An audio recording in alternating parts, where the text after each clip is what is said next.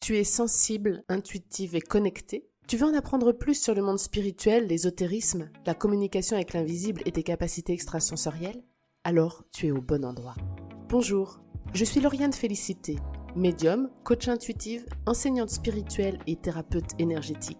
J'aime me définir comme facilitatrice de connexion profonde à soi, à l'autre, à l'invisible.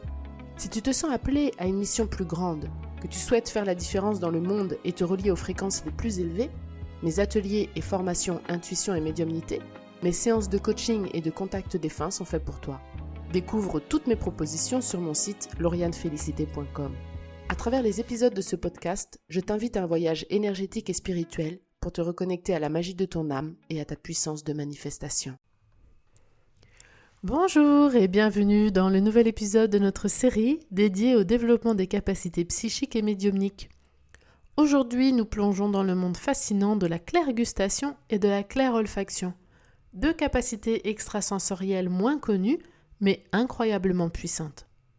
La clairgustation permet de percevoir des goûts sans qu'aucune substance ne soit présente physiquement dans la bouche, tandis que la clairolfaction concerne la capacité de sentir des odeurs qui n'ont pas de source physique immédiate. Ces perceptions peuvent jouer un rôle crucial dans les pratiques médiumniques, offrant des messages et des guidances à travers les goûts et les odeurs, enrichissant ainsi l'expérience spirituelle. Aujourd'hui, nous allons explorer ensemble comment ces sens subtils fonctionnent, comment les développer, et nous découvrirons leur importance dans le cadre plus large des compétences médiumniques. Comprendre la clairolfaction. La clairolfaction, souvent appelée odorat psychique, est une capacité médiumnique permettant de percevoir des odeurs sans source physique apparente. Cette faculté peut s'avérer puissante pour les médiums qui l'utilisent pour recevoir et interpréter des messages de l'au-delà. Contrairement à l'odorat physique, la clairolfaction capte les essences et les signatures énergétiques qui se manifestent sous forme d'odeurs reconnues par le médium. Les médiums exploitent cette capacité de diverses manières. Par exemple, lors de séances médiumniques, la perception soudaine d'odeurs spécifiques peut signaler la présence d'un esprit. Ces odeurs sont souvent directement liées aux habitudes de vie, aux passions ou à l'histoire personnelle du défunt, facilitant ainsi l'identification et le message que l'esprit souhaite communiquer. Un cas notable est celui de la grand-mère de mon ex-compagnon qui se manifestait dans notre appartement par les odeurs du plat qu'elle cuisinait souvent pour lui, son petit-fils. Ce type d'expérience, profondément personnelle et chargée d'émotions, peut être très réconfortant pour les proches du défunt. D'autres exemples incluent la détection de l'odeur du tabac quand le défunt était un fumeur ou le parfum qu'une personne portait de son vivant. Dans certains cas, les odeurs plus générales comme celles d'épices peuvent indiquer l'origine ethnique ou culturelle du communicateur, comme cela m'a été révélé lors d'une séance où l'odeur d'épices m'a fait comprendre que le communicateur était d'origine indienne. Ces témoignages illustrent comment la clairolfaction peut enrichir la pratique médiumnique, offrant non seulement une preuve de la survie de l'esprit après la mort, mais aussi un moyen pour les défunts de partager des éléments de leur vie terrestre, renforçant ainsi les liens affectifs et le processus de deuil pour les vivants. Explorez maintenant la clairgustation. La clairgustation, ou goût psychique, est une capacité médiumnique qui permet de percevoir des goûts sans qu'aucune substance ne soit présente physiquement. Tout comme la clairolfaction, la clairgustation implique la réception d'informations sensorielles à travers des canaux extrasensoriels, souvent utilisés par les esprits pour communiquer d'une manière unique et personnelle. Dans le contexte des séances médiumniques, la clairgustation peut jouer un rôle essentiel. Les goûts perçus peuvent souvent être des signes ou des messages symboliques envoyés par les défunts. Par exemple, un médium peut soudainement avoir dans la bouche le goût d'un gâteau d'anniversaire ou un plat spécifique que le défunt aimait particulièrement, fournissant ainsi une validation de sa présence et de ses intentions. Ces expériences gustatives peuvent servir de puissants vecteurs émotionnels pour les personnes en deuil, renforçant le sentiment de connexion avec le défunt. Voici quelques anecdotes illustrant l'impact de la clairgustation dans la pratique médiumnique. Lors d'une séance, un médium a soudain perçu le goût distinctif de la menthe poivrée. Après avoir partagé cette sensation avec le client présent, il s'est avéré que le défunt avait l'habitude de consommer des bonbons à la menthe poivrée, ce qui a apporté un grand réconfort à ses proches de savoir leur bien-aimé toujours là près d'eux.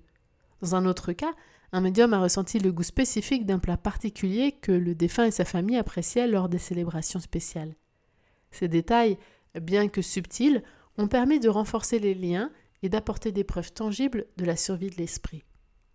Ces exemples montrent que la clairgustation n'est pas seulement un phénomène fascinant, elle est également d'une grande aide dans les communications médiumniques, permettant de transmettre des messages profonds et soudain très personnels qui peuvent aider à apaiser et à guider ceux qui cherchent des réponses ou un confort après la perte d'un être cher. Comment développer la clairolfaction et la clairgustation ? Cultiver les capacités de clairolfaction et de clairgustation peut enrichir considérablement la pratique médiumnique et psychique. Voici les techniques et les conseils qui peuvent t'aider à développer et affiner tes perceptions subtiles, augmentant ainsi ta sensibilité aux odeurs et aux goûts. Le premier exercice, la première pratique que je te propose, c'est la méditation sensorielle. Concentre-toi lors de méditations dédiées sur un sens spécifique. Pour la clairolfaction, essaie de méditer dans des environnements avec des odeurs naturelles et discrètes, comme un jardin ou une cuisine. Pour la clairgustation, médite après avoir mangé un aliment très distinctif en te concentrant sur le souvenir du goût. Une autre bien connue, c'est la pratique de la pleine présence. Essaie d'être pleinement présent et présente dans tes activités quotidiennes en te concentrant intensément sur les odeurs et les goûts que tu rencontres. Cela peut t'aider à aiguiser tes sens physiques et par extension tes sens psychiques. Et puis, tiens un journal sensoriel où tu notes toutes les expériences liées à des perceptions inhabituelles d'odeurs ou de goût.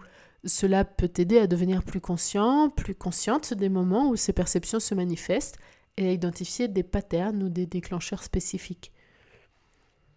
Pour développer efficacement les capacités de clairolfaction et de clairgustation, un entraînement régulier est indispensable. Il est recommandé de planifier des sessions dédiées où tu te concentres exclusivement sur la stimulation ou la reconnaissance des odeurs et des goûts, utilisant des environnements contrôlés avec peu ou pas de distraction pour affiner ta capacité à détecter des stimuli subtils. L'utilisation d'échantillons d'odeurs et de goûts connus peut également aider à distinguer et identifier les nuances subtiles entre différentes odeurs et saveurs. Tu peux par exemple te servir des huiles essentielles ou des épices que l'on met dans la cuisine. Parallèlement, la méditation et la concentration sont des outils cruciaux qui augmentent la sensibilité aux stimuli subtils et améliorent la capacité à interpréter ces données sensorielles de manière significative. En intégrant ces pratiques régulièrement dans ta routine, tu peux progressivement affiner tes sens, ce qui enrichit ta capacité à recevoir et interpréter les messages spirituels, tout en maintenant ces compétences affûtées pour une utilisation en tout temps, que ce soit dans un contexte professionnel ou pour une guidance personnelle. Quelles sont les applications pratiques et bénéfices ? L'intégration de la clairolfaction et de la clairgustation dans la vie quotidienne et les pratiques spirituelles offre des bénéfices considérables qui transcendent les expériences ordinaires. Utiliser ces sens pour recevoir des guidances intuitives peut influencer positivement les décisions quotidiennes.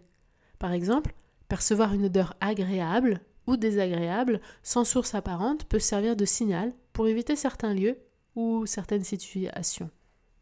De plus, intégrer la clairolfaction et la clairgustation dans tes pratiques méditatives peut enrichir ton expérience spirituelle, te permettant de connecter plus profondément avec des guides spirituels ou des êtres chers disparus grâce à des signaux olfactifs ou gustatifs. Tes guides, par exemple, pourraient très bien, comme carte de visite, venir sous forme d'une odeur, te faire savoir leur présence sous forme d'une odeur. En consultation spirituelle, partager des perceptions de clairolfaction ou de clairgustation peut offrir confort et validation, confirmant la présence d'esprit ou transmettant des messages spécifiques, ce qui peut apporter un soutien émotionnel significatif aux personnes en deuil ou en quête de réponse. En développant activement ces sens, tu peux aussi accroître ton empathie et ta compréhension des environnements et des personnes autour de toi, ce qui améliore tes interactions interpersonnelles et la qualité des relations. Développer une sensibilité accrue aux informations non visibles grâce à la clairolfaction et à la clairgustation aiguise ta perception générale, te rendant plus attentif et attentive aux détails subtils et aux changements dans ton environnement ou chez les personnes que tu rencontres. Ces capacités servent également de pont pour une connexion plus profonde avec le monde spirituel, enrichissant ta vie spirituelle et t'offrant un accès à des dimensions habituellement inaccessibles par les 5 sens conventionnels. En apprenant à gérer ces sens, tu peux également réguler tes propres émotions et mieux comprendre les influences énergétiques dans tes interactions quotidiennes, contribuant ainsi à une résilience émotionnelle accrue. En somme, la clairolfaction et la clairgustation, loin d'être de simples curiosités, sont des outils puissants qui, lorsqu'ils sont bien développés et intégrés, peuvent considérablement améliorer ta qualité de vie, ta prise de décision et la compréhension interpersonnelle et spirituelle. D'ailleurs, ne dit-on pas d'une personne ou d'une situation « ce projet, je le sens bien » ou à l'inverse « lui, je ne le sens pas du tout » ou encore, plus vulgairement, « ça pue l'arnaque ». Dans cet épisode, nous avons exploré en profondeur les phénomènes fascinants de la clairolfaction et de la clairgustation, 2 capacités psychiques qui nous permettent de percevoir les goûts et les odeurs au-delà des sens physiques traditionnels. Nous avons discuté de comment ces sens peuvent être utilisés pour recevoir des messages de l'au-delà, comment les développer à travers des exercices spécifiques et des pratiques méditatives, ainsi que de leur rôle enrichissant dans notre quotidien et nos pratiques spirituelles. Je t'encourage vivement à pratiquer et à explorer tes propres capacités de clairolfaction et de clairgustation. Comme nous l'avons vu, développer ces sens peut non seulement enrichir ton expérience spirituelle, mais aussi t'offrir de nouvelles façons de percevoir le monde autour de toi. N'hésite pas à intégrer les techniques partagées aujourd'hui dans ta routine quotidienne et à rester attentif et attentive aux subtiles informations que ces sens peuvent te révéler. Dans notre prochain épisode, nous plongerons dans le monde de la clairconnaissance, cette capacité à savoir intuitivement des choses sans aucune explication logique. Cela promet d'être une exploration passionnante d'une autre facette de nos capacités psychiques. Rejoins-nous pour continuer à découvrir et à développer tes propres talents psychiques. Merci de m'avoir écouté et continue à explorer le potentiel illimité de ton esprit. À très bientôt sur le podcast de la magie de l'âme. Ceci était un épisode de la magie de l'âme. Si cet épisode t'a plu, je t'invite à t'abonner et à activer la cloche pour être informé des prochains épisodes. Retrouve tous mes événements, ateliers et formations sur mon site laurianefélicité.com.